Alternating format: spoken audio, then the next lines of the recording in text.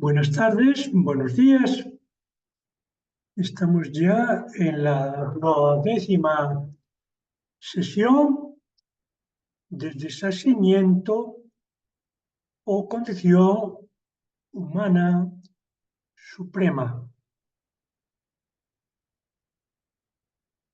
Es un tema muy importante, el maestro Eckhart, y por eso mismo también muy recurrente. Lo decíamos en la primera sesión, todo el planteamiento, diríamos, doctrinal del maestro Eckhart se puede reducir a dos grandes temas y dos grandes categorías: unidad y desasimiento. En última instancia, decíamos, se puede reducir a la unidad solamente, ya que el desasimiento, como vamos a ver, ya hemos visto a lo largo de estas sesiones, es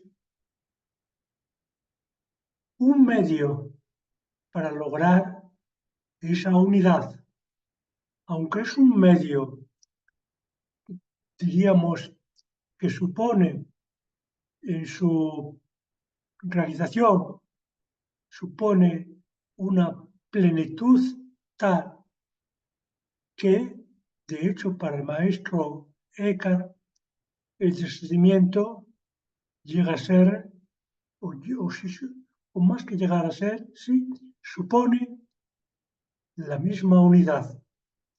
El desasimiento, como veremos, dirá él, incluso es Dios mismo.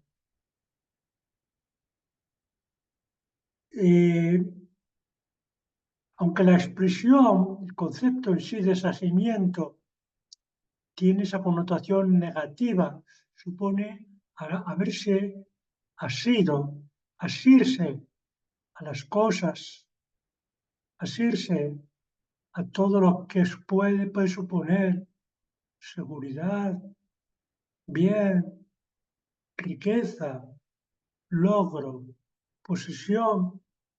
Se lleva una connotación de asimiento, de interés negativa en ese sentido. Sin embargo, nada, digamos, menos ascético que esta expresión de desasimiento en el maestro Eckhart. Suena ascética y, sin embargo, en él no es absolutamente nada ascética. Es simplemente el adherirse sin adherirse al ser que somos. Es el ser uno y total que somos y que es todo. Y entonces asumir todas las cosas, todo lo que consideramos como real, ¿verdad? Precisamente en ese ser uno y total que supone y que es. Es, en Eckhart, significa a la vez, es un medio y condición o estado o actitud de realización plena y total. Como proceso, ¿verdad? Es algo que él mismo dirá: no hay ningún ser humano que no haya verificado en sí mismo y en los demás que no hay ser humano que no haya logrado ya un desasimiento total, que no aspire a desasirse más. Siempre estará en proceso de desasimiento. Siempre estará en esa necesidad y en esa aspiración de desasirse. En ese sentido, hablar de desasimiento, y con mucha frecuencia ese sentido que tiene el maestro Eckhart, es un proceso. ese proceso de ir hacia la unidad y hacia la plenitud de sí mismo y de todo. Y a la vez es ya esa misma plenitud, es esa misma unidad, es ese mismo logro, es ya el deshacimiento como una realidad. Hechas estas advertencias previas con el maestro Eckhart,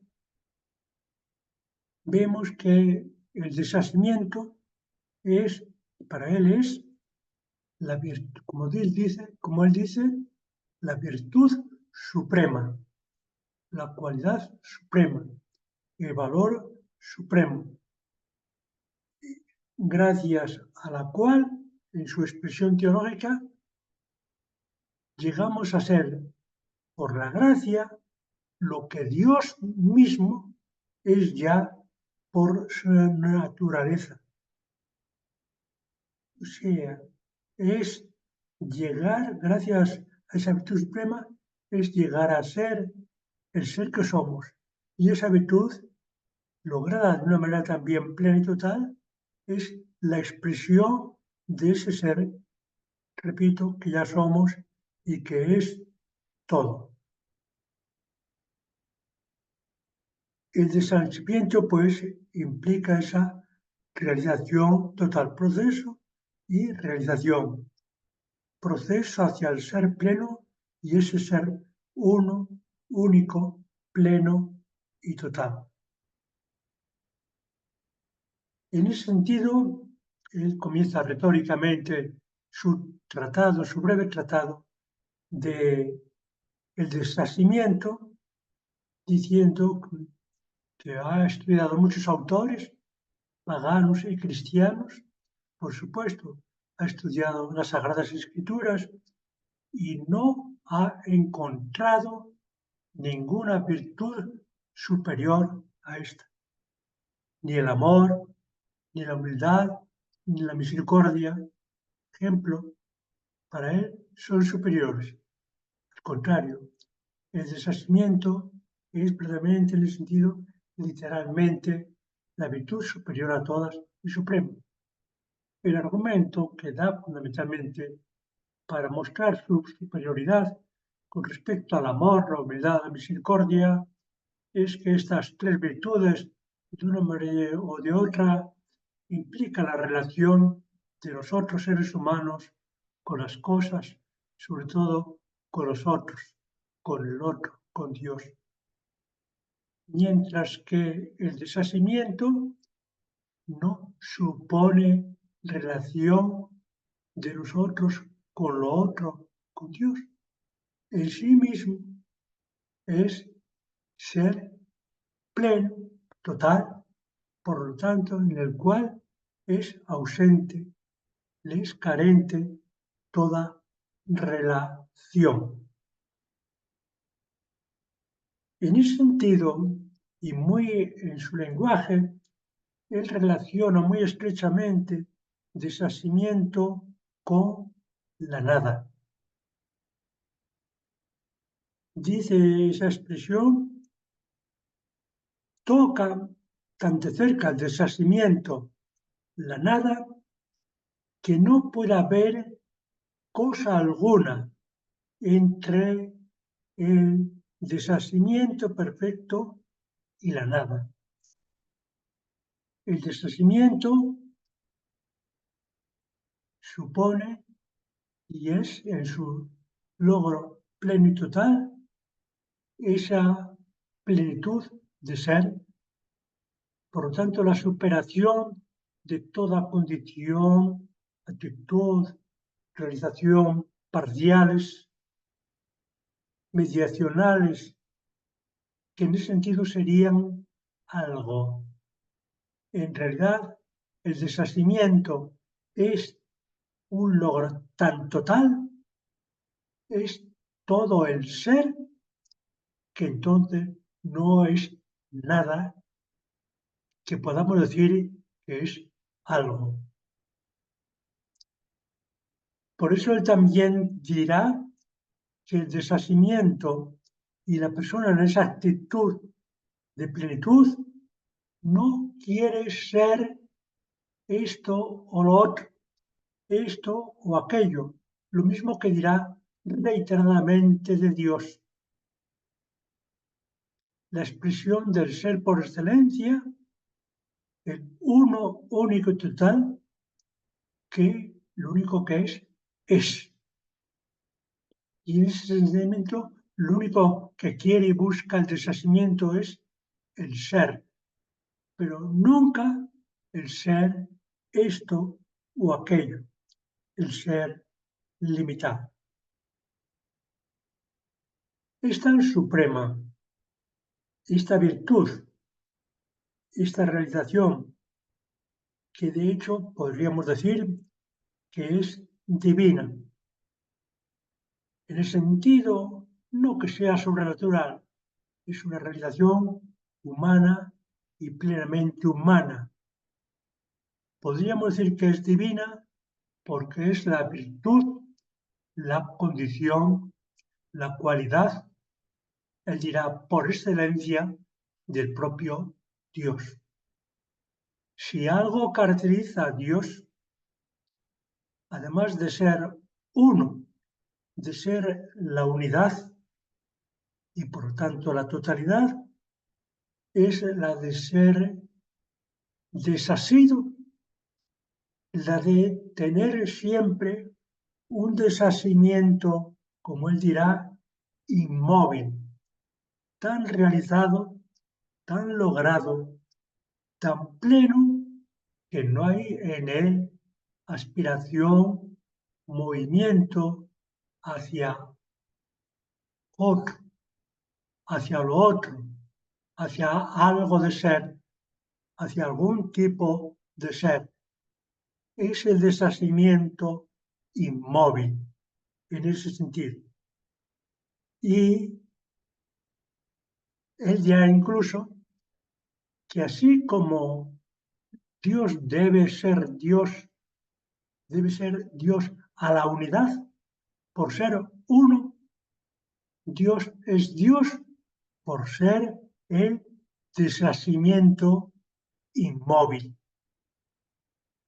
por no registrarse en él la más mínima necesidad de un movimiento para ser algo más, para ser algo diferente. Tan divino esa condición que, como él dice, es la cualidad que Dios tenía ya antes de ser Dios, antes de ser creador, antes de que existiera propiamente, es como Dios diferente de lo creado, cuando Dios era unidad y no había cosas a las cuales ¿verdad? Pudiera mostrar adhesión, asimiento, por las cuales pudiera mostrar interés, cuando solamente existía lo uno, la unidad en la unidad. ¿Qué es entonces, así visto por el maestro Eckhart, el desasimiento? ¿Qué es entonces? ¿Cómo podemos expresarlo? El desasimiento, así considerado, es el mismo Dios. Por eso es el hombre, mujer, total y plenamente desasidos, son Dios. Y diríamos, esa realidad humana, en la cual no hay ese movimiento, en la cual no hay necesidad de movilidad, de cambio, de diferencia, es Dios. De hecho, por eso al final de su tratado, ese tratadito de el desasimiento, como terminando en forma de oración, como generalmente él termina o terminaba sus sermones, él dirá, pidamos al deshacimiento perfecto, que es el mismo Dios, que Él nos ayude a lograrlo. Hay siempre, como es también típico de la Neca, ya lo he visto, hay esa expresión dualista, ¿verdad? Pero a su vez hay esa, tratar de superar ese dualismo haciendo ver que ese deshacimiento se dé donde se dé, en el Dios, en el ser humano, donde se dé, no es un ser más, no es otro ser, es Dios, el deshacimiento perfecto que es Dios. Y por eso, una vez más, otra vez diciendo que es en ese deshacimiento donde se da